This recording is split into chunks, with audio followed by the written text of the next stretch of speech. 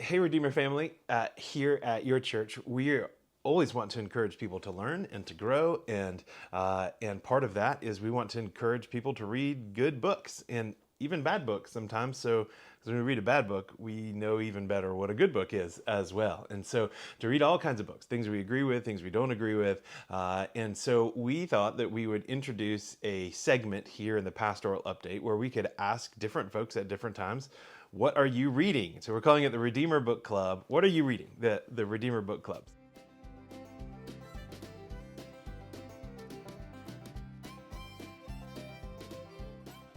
This just gives you a snapshot real quick of at any moment, what do we happen to be reading? I read a lot. As you can see, if you come into my office up here, you can see our the bookshelves here that are sort of ever expanding.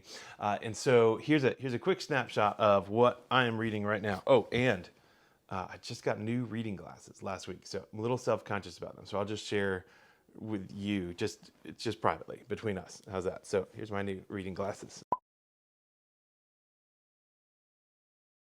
So here are the three books that I have going on right now. One, oh look, Word and Sacrament. I wrote this book. I'm just kidding. I'm not reading it. I just thought I'd give a shameless plug for that if you haven't taken a look at that one yet. It's not just about church planning. It's about sacraments and liturgy in the church on mission as well. And so would love for you to pick that up and read that if you have a few minutes. The other two that I'm spending a lot of time in right now. This one is called The Genesis of Gender, which I think is a very important book. The author, Abigail, I might say her last name wrong, Favale, I think, is what it seems like it looks like.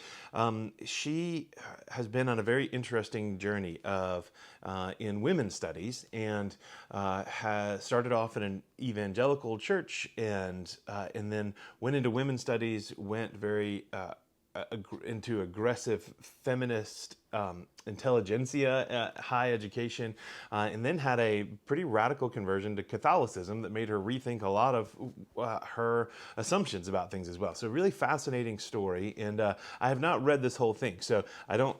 It came highly recommended to me, but I'm only about maybe a third of the way through that. But her first few chapters here are unpacking. Our ontology, our way of being, and unpacking Genesis chapter 1 and chapter 2. Really fascinating look at things. She uses John Paul II, who was a Catholic pope, of course, and his theology of the body, which is a really fascinating read as well.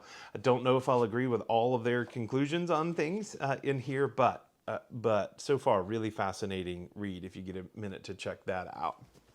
The second is a book that came out a few years ago. I don't remember the year now, but Greg Lukianoff and Jonathan Haidt. This is called Haidt as in H-A-I-D-T, not H-A-T-E.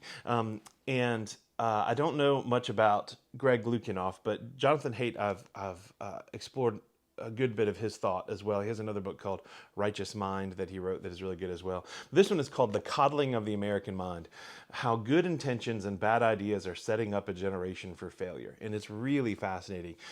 He is a very interesting author as well. I listened to a podcast interview with him recently, and he talked about how he's an atheist himself. He doesn't believe in God, but that he's not your sort of classic or at least recent atheist that's very aggressively against anyone who would be a person of faith, but rather he has deep respect for people of faith and religion, and so whereas our conclusions about God are very, very different, I do respect him very much, and I think that he has pretty powerful insights into our culture and why we're dealing with some of the things that we're dealing with right now, just in our ability to interact with each other and disagree with one another, so really, really fascinating book. I would encourage you to read this. Again, these sort of books,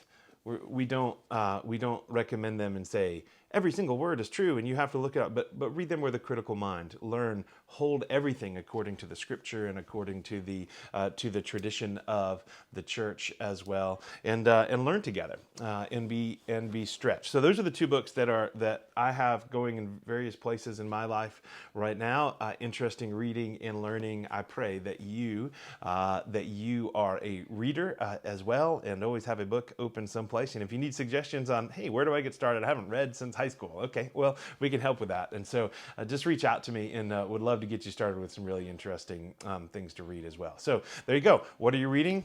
Here's what I'm reading. Love you, Redeemer family, and we'll see you soon.